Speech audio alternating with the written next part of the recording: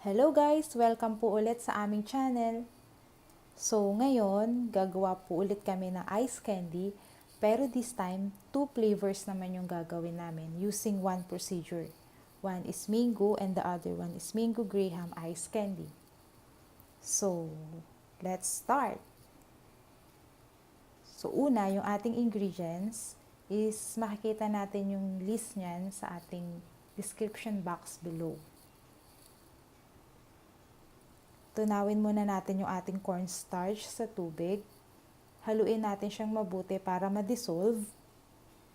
And then, pwede na natin siyang isalang sa ating apoy. Haluin natin siya ng haluin habang hinihintay nating kumulo.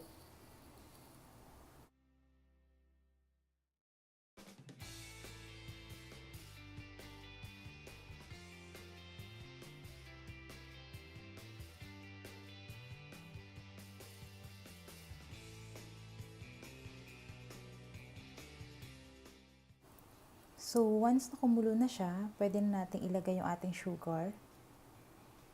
And then, isunod na natin yung ating condensed milk.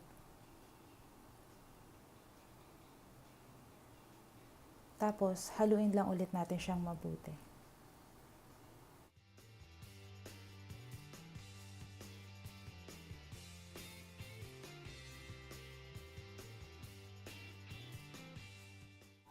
So, once na okay na siya guys, pwede na natin siyang iset aside at palamigin.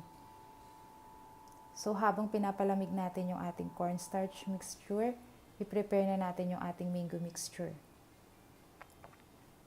So, makikita nyo na gumagamit ako ng baso para ma-separate natin mabuti yung meat ng mangga sa kanyang balat. And then, slice natin siya into medium size.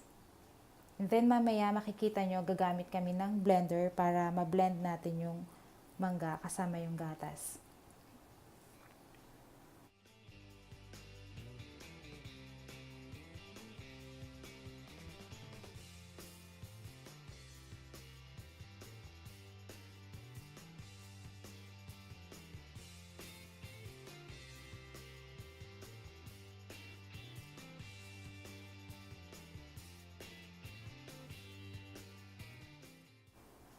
So, ilagay na natin yung ating gatas sa blender. And then, yung ating mango slices. Tapos, i-blend natin siya. Pulse lang para hindi ganun kadurog yung ating mangga.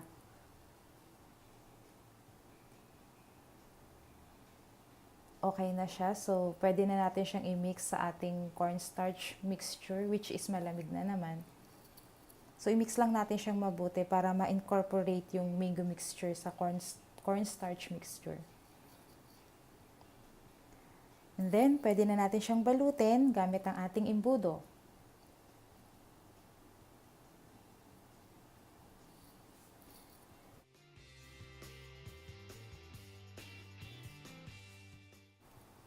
So, wag nating pupunuin yung ating plastic. Mga 3/4 lang para hindi siya mahirap itali or ibuhol. So, yung half portion nito is makakagawa ka ng 10 pieces of ice candy.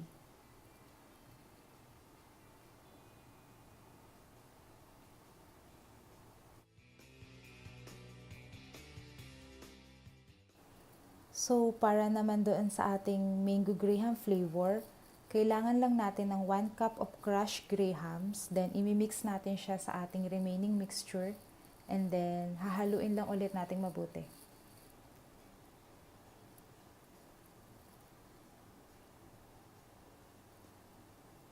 Since well mixed na siya, pwede na natin siyang balutin.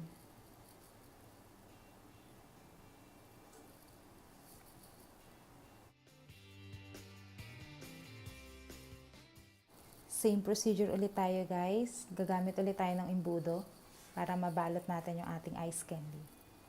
Yung half portion na to, mag-yield din siya ng 10 pieces of ice candy. So, all in all, yung one recipe is equivalent to 20 pieces of ice candy.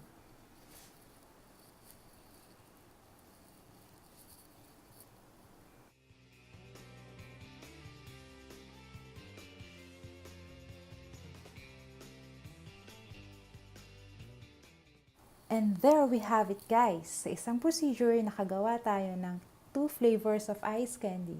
Mango Graham and Mango Ice Candy.